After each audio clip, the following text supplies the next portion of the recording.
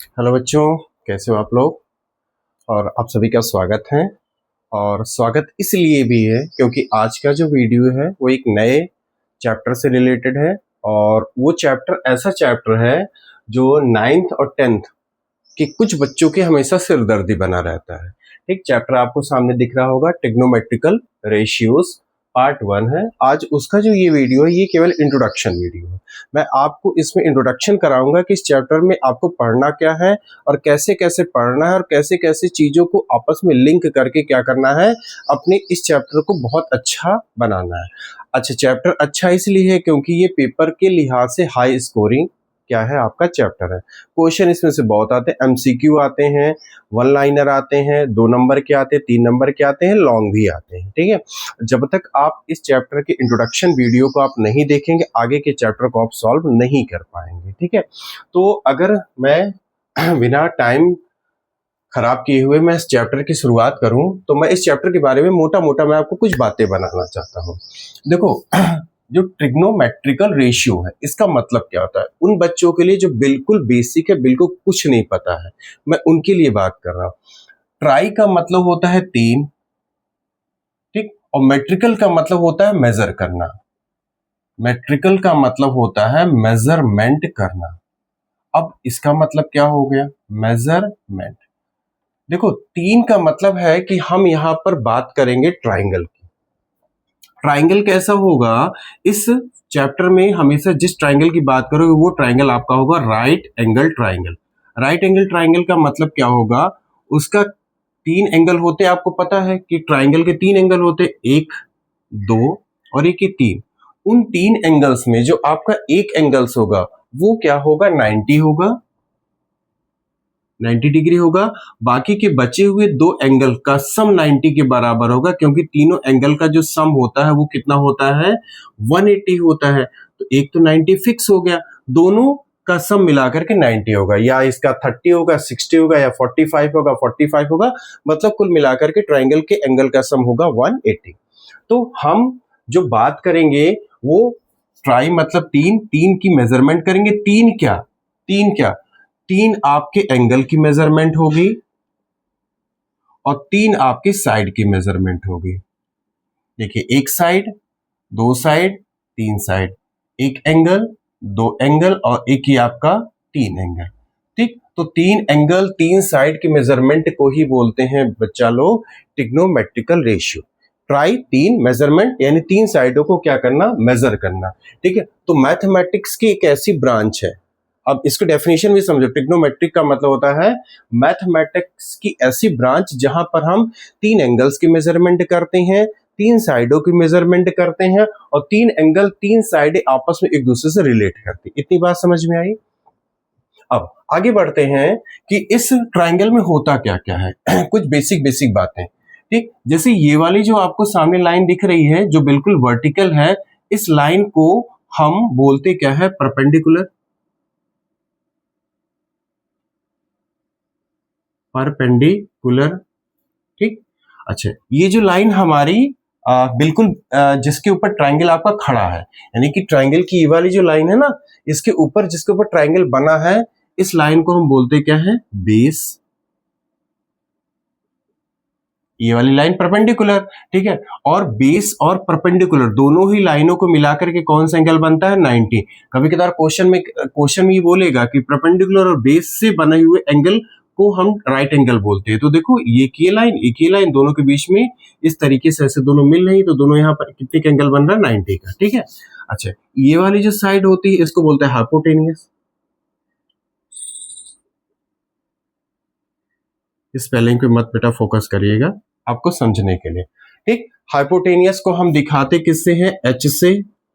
Base को दिखाते हैं हम बी से और परपेंडिकुलर को दिखाते हैं हम शॉर्ट फॉर्म पी से। तो एक आपका राइट एंगल ट्राइंगल हो गया। एक साइड जो बिल्कुल खड़ी है वो आपकी परपेंडिकुलर है इस पर, वो आपकी परपेंडिकुलर हो गई। एक आपका बेस हो गया जिसके ऊपर पूरा ट्राइंगल बना है, और जो सबसे लॉन्गेस्ट होती है, आप हाइपोटेनियस को लिख सकते हैं longest side of triangle. Triangle की सबसे क्या होती है, लंबी साइड होती है। ठीक, ये हो गया। ठीक है। और आगे अगर बढ़े तो और इसमें हम क्या बता सकते हैं कि अब देखो कुछ सम इंपॉर्टेंट फॉर्मूले हम लिख रहे हैं, इंपॉर्टेंट फॉर्मूले कह दीजिए या फंक्शन बोल दीजिए, ठीक है, इंपॉर्टेंट फॉर्मूले। जैसे क्या होता है, आपको ट्रिग्नोमेट्री में आपको 6 रेशियो पढ़ने पड़ेंगे। 6 रेशियो कौन कौन से हैं? एक तो है साइन, और एक है कॉस, और एक है टेन, एक है आपका कॉसेक, और एक है आपका सेक, और एक है आपका कॉट। ये आपको 6 रेशियो के बारे में पढ़ना पड़ेगा। इनकी अपनी वैल्यू होती है, और इनकी वैल्यू क्या होती, कैसे होती, मैं भी सब बता रहा हूं, ध्यान से सुनो, ठीक है। 6 रेशियो आपको पढ़ने पड़ेंगे। अब ये जो फंक्शन है, इनके सामने अगर कोई एंगल लगा है, जैसे मान लो, अब वो एंगल अलग अलग हो सकता है, जैसे फिगर आपको मिलेगा तो एंगल भी अलग अलग होंगे। जैसे मान लो हमने यहां पर एक एंगल ले लिया थीटा, ठीक, तो थीटा हमने एंगल ले लिया, तो हमने कहा कि अगर थीटा ये एंगल है इस ट्राइंगल का यहां पर है, तो इसके हिसाब से ये जो sine cos tan cosec sec cot है, तो हमने इनके आगे थीटा लगा दी, sine theta, cos theta, tan theta, cosec theta, ये आपका सेक थीटा और कॉट थीटा। इनकी वैल्यू क्या होगी, ठीक, वो रेशियो है, लेकिन जब रेशियो के साथ किसी ट्रायंगल का एंगल इनके साथ जुड़ेगा तो ये कुछ ना कुछ वैल्यू बताएंगे। क्या वैल्यू बताएंगे, देखो जैसे हमने कहा कि सबसे पहला जो रेशियो है वो साइन थीटा है। साइन थीटा का जो रेशियो होता है बेटा, वो होता है परपेंडिकुलर अपॉन हाइपोटेनियस। अब समझना, सबसे ज्यादा कंफ्यूजिंग पार्ट कहां पर होता है, थीटा यहां पर है, थीटा ये आपका एंगल लगा है, और ये थीटा देखो इस ट्रायंगल में यहां पर है। तो याद रखना, अगर थीटा यहां है तो थीटा की जो सामने वाली साइड होती है ये बन जाती है परपेंडिकुलर। क्यों मैं बता रहा हूं, क्योंकि अभी थोड़ा सा आप घूमोगे, कंफ्यूज होगे। थीटा यहां पर है तो थीटा की जो सामने वाली साइड होगी वो क्या बनेगी आपकी, परपेंडिकुलर। और लॉन्गेस्ट जो साइड होती है वो हमारी हाइपोटेनियस है, यानी ये वाली साइड हमेशा फिक्स्ड रहने वाली है। तो आप इसको कहोगे कि ये साइड क्या है, हमेशा फिक्स्ड साइड है। इन दोनों में हमेशा बच्चों को प्रॉब्लम होती है, ठीक है। तो थीटा अगर यहाँ है तो सामने वाली साइड क्या बनी, परपेंडिकुलर। तो हमारा रेशियो क्या निकला है, P अपॉन एच, यानी परपेंडिकुलर अपॉन हाइपोटेनियस। नाम दे देते हैं, इस ट्रायंगल का मान लीजिए नाम A है, B है, C है। तो परपेंडिकुलर की साइड का नाम क्या है, AB है, तो हमने रखा AB अपॉन हाइपोटेनियस हमारा कितना है, AC है, तो हमने क्या रखा, AC रखा, ठीक। साइड का रेशियो है, परेशान मत हो, धीरे धीरे चीजें समझ में आएंगे। दूसरा हमने कहा रेशियो हमें लिखना है कॉस का। कॉस के साथ भी एंगल कौन सा लगाएंगे, कॉस थीटा। कॉस थीटा का जो रेशियो होता है बेटा वो होता है base upon hypotenuse, base upon hypotenuse. अगर थीटा यहां तो सामने परपेंडिकुलर, ये है हाइपोटेनियस तो बेस ये हुआ। तो बेस कितना है अपने पास, BC। हाइपोटेनियस क्या होगा हमारा, AC हो गया, ठीक। हर एक फंक्शन का हम रेशियो निकाल, और वो रेशियो किस में निकाल रहे हैं, साइडों में रेशियो निकाल रहे हैं, ठीक है। और इसका कैसे कैसे यूज कहां कहां होगा आप सब नोट कर लेना, सब आपको आगे जब क्वेश्चन आएंगे ना सबका इस्तेमाल होगा, सबको बताऊंगा मैं। अगला हम टेन थीटा का बताने जा रहे हैं। टेन थीटा, जो टेन का जो रेशियो होता है वो होता है P/B, यानी परपेंडिकुलर अपॉन बेस। अब परपेंडिकुलर अपॉन बेस अगर है तो आप बताओ परपेंडिकुलर कौन बनेगा, परपेंडिकुलर हमारा कौन बनेगा, देखो इसके सामने परपेंडिकुलर, तो परपेंडिकुलर हमारा क्या होगा, AB, AB है ना, AB अपॉन बेस हमारा क्या होगा, BC होगा। कहीं कहीं पर बेटा कि इस परपेंडिकुलर को एक और नाम भी बोलते हैं, हाइट बोल देते हैं, ठीक, हाइट भी बोला जाता है, ठीक है। तो परपेंडिकुलर या हाइट। उसके बाद उसके बाद अब हमारी बारी आई कॉसेक। खुशी की बात आपको बताऊं, कॉसेक जो होता है साइन का जस्ट उल्टा होता है। तो आप अगर कॉसेक की बात करोगे तो कॉसेक को कहोगे साइन का उल्टा। अगर साइन का रेशियो क्या था, P/H था, तो कॉसेक का क्या होगा, H/P होगा, यानी हाइपोटेनियस अपॉन परपेंडिकुलर। अगर P/H AB/AC था तो कॉसेक थीटा क्या है, H/P है, तो यानी क्या होगा, AC अपॉन AB। और ये आप तब कहोगे जब आपका फिगर आपके सामने रहेगा, एंगल फिक्स्ड है, इसके लिए भी एंगल वही हो और इसके लिए भी एंगल वही हो, तब आप कहोगे, तब ये चीजें उल्टी होती है। ठीक है, अच्छा अब है अगला है सेक थीटा है। सेक थीटा जो होता है बच्चों, वो होता है तुम्हारे कॉस का उल्टा होता है। साइन थीटा का उल्टा cosec, cosec theta, cos theta का उल्टा सेक। तो कॉस थीटा क्या था, बी बाई एच था, तो ये कितना हो जाएगा, एच बाई बी। कॉस की वैल्यू हमने क्या लिखी, बी सी अपॉन ए सी, तो उसकी क्या लिखेंगे, ए सी अपॉन बी सी। क्लियर है, दिख रहा है आपको? ठीक है, अगला जो लास्ट है वो आपका है कॉट थीटा। कॉट थीटा पता है किसका उल्टा होता है? कॉट होता है तुम्हारे टेन का उल्टा। टेन का क्या है, पी बाई बी, तो इसका कितना हो जाएगा, बी बाई पी। और इसका रेशियो क्या, A B by B C, तो इसका क्या लिखोगे, बी सी बटे ए बी। ठीक, इतना हुआ। तो ये आपके ये जो फॉर्मूले हैं, sine theta, cos theta, tan theta, cosec theta, sec theta, cot theta, ठीक, तो ये इनका रेशियो यानी साइडों में रेशियो के फॉर्म में कैसे लिखा जाता है मैंने वो बताया। ठीक है, अब एक बात सुनो मेरी, ध्यान से सुनना, बहुत इंपॉर्टेंट बात है। इंपॉर्टेंट इसलिए है क्योंकि मैं कुछ चेंज करने जा रहा हूं। ये हमारी थी फर्स्ट कंडीशन। फर्स्ट कंडीशन क्या, फर्स्ट कंडीशन क्या, जब थीटा आपका यहां पर था। थीटा आपका कहां पर था बेटा, एट सी पर। कितना हमने लिया था, थीटा यहां पर लिया था। अब की बार हम थीटा की पोजीशन चेंज कर रहे हैं। पोजीशन चेंज करेंगे तो आप देखना क्या चेंजेस होता है। एक मिनट, आपको दिख रहा है? ठीक है, थीटा की अगर हमने पोजीशन चेंज करी तो क्या होगा, मान लो थीटा को यहां से उठा के हमने यहां रख दिया, थीटा को एट सी के बजाय एट ए पर रख दिया, यानी एट ए पर हमारा कौन पहुंच गया, एंगल थीटा पहुंच गया। थीटा के 90 को छोड़ करके दो ही पोजीशन हो सकती है, यहां पर आपको थीटा मिल सकता है, फाई मिल सकता है, कुछ भी मिल सकता है। तो इस एंगल को हम दो ही जगह मूव करा सकते हैं, या तो यहां या तो यहां, क्योंकि ये जगह आपके ऑलरेडी फिक्स है 90 पर। अगर ए पर थीटा पहुंच गया तो अब मैं बताऊं क्या होगा, यानी ये थीटा यहां से हमने हटा दिया, ठीक, ये पहली कंडीशन के लिए था। अब थीटा को हमने यहां रखा, तो बच्चा बताओ आपको थीटा के सामने अब ये वाली साइड परपेंडिकुलर होगी, तो ये क्या बन जाएगा, बेस। तो आप क्या लिख सकते हो कि बेस और हाइट, बेस और हाइट ये क्या होते हैं, आप चेंजेबल कह दोगे। चेंजेबल का मतलब है ये आपस में एक दूसरे से चेंज होते रहते हैं। और वो क्यों चेंज होते हैं, क्योंकि जब हम क्या चेंज करते हैं, एंगल चेंज करते हैं। देखो थीटा यहां था तो कुछ और आ रहा था, अब थीटा वहां पहुंच गया तो परपेंडिकुलर ये बन गया। अगर ये परपेंडिकुलर बना तो फिर बेस ये बन जाएगा, क्योंकि ये वाली साइड तो क्या है, ये वाली साइड फिक्स है। तो अगर ये परपेंडिकुलर तो ये बेस, जब ये परपेंडिकुलर तो ये बेस। अब इसके यहां थीटा पहुंचा, अब यहां पर साइन थीटा की वैल्यू बताओ कितनी होगी। साइन थीटा की वैल्यू फिर क्या लिखेंगे, उसका तो रेशियो फिक्स होता है, P by H, sorry P by H, ये हमेशा रेशियो फिक्स होगा, तो रेशियो को बिना सोच के लिखना पी बाई एच। लेकिन अब मुझे बात बताओ, अब की बार पी क्या बना, पी आपका बीसी बन गया और एच क्या बना आपका, एसी। दोनों ही केसेस में देखो, पिछली बार साइन थीटा के अकॉर्डिंग पी कितना था, सामने वाला ए बी। जैसे ही एंगल ने अपनी प्लेस को चेंज किया, यहां पर आया, अब की बार आपका हाइट कौन सी बन गई, बीसी बन गई, मतलब सामने वाला। तो ये क्या बन जाएगा फिर, बेस। और ये आपकी देखो यहाँ पर जो हाइपोटेनियस एसी थी, नीचे भी आपकी हुई, तो मतलब हाइपोटेनियस चेंज नहीं होती है। ठीक, दूसरा अगर मैं यहीं पर क्या लिखूं, कॉसेक, कॉसेक भी चलो ठीक है मैं कॉस कराता हूं। अच्छा कॉस थीटा की वैल्यू कितनी होगी बताना, कॉस थीटा का रेशियो क्या था, बी बाई एच था, तो यहां पर आप बी बाई एच ही लिखेंगे।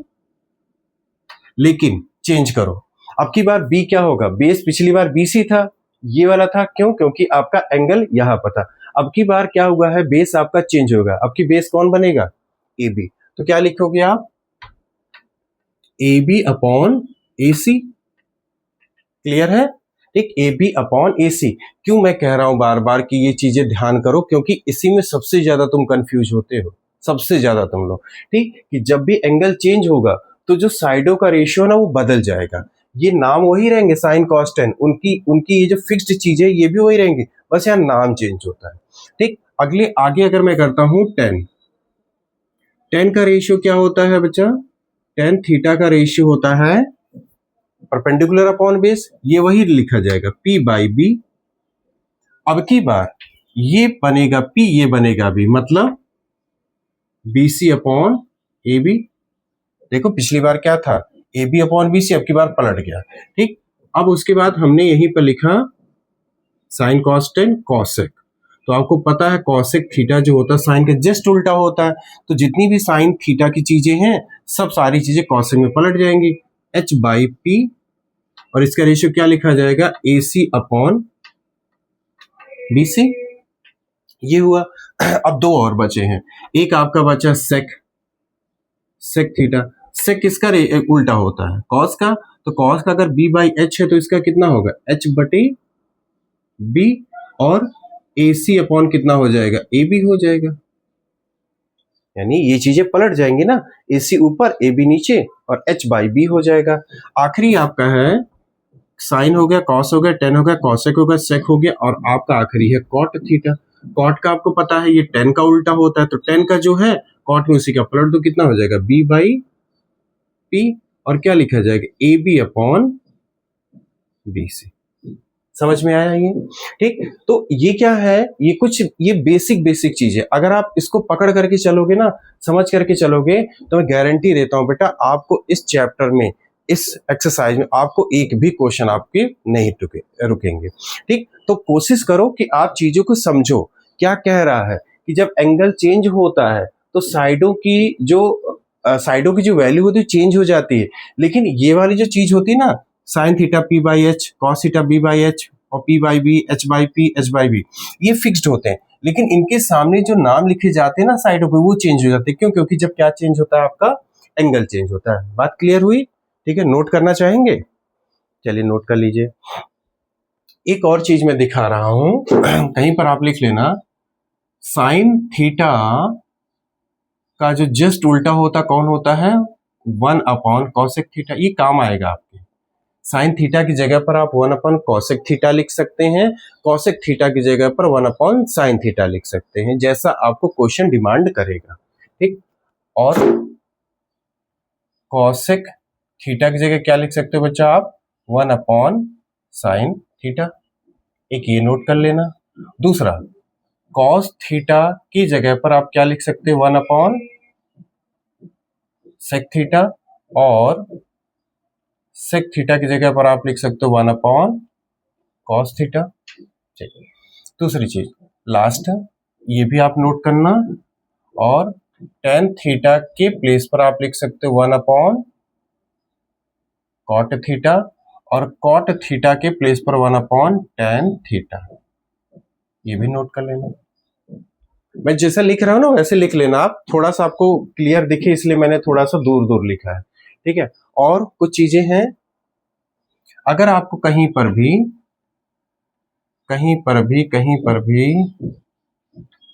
आपको दिखाई दे साइन थीटा और इसी के बगल में कॉसेक थीटा लिखा हो, तो उसकी जगह पर आपको लिखना है 1, क्योंकि ये उल्टे होते, इसका आप 1 अपॉन साइन करोगे दोनों कट जाएंगे तो आएगा 1। ठीक, अगर कहीं पर कॉस थीटा लिखा हो और उसके बगल में सेक थीटा लिखा हो तो उसकी जगह आप लिखोगे 1। अगर कहीं पर टेन थीटा लिखा हो इंटू कॉट थीटा लिखा हो तो उसकी जगह लिखोगे आप 1। ठीक, और टेन थीटा का एक रेशियो और होता है, आप नोट करके डालना, sine theta upon cos theta. ठीक, कॉट थीटा का एक रेशियो होता है cos theta upon sine theta. ये डाल लेना। ये सारी चीजें मैं तब करा रहा हूं जब आपको एक्सरसाइज मैं शुरू करूंगा तो फटाफट आपको एक सामने पेज रखना, और जो मैं क्वेश्चन कराऊंगा फटाफट आप लोग देख करके करना। ठीक है, इतनी चीजें नोट हो गई।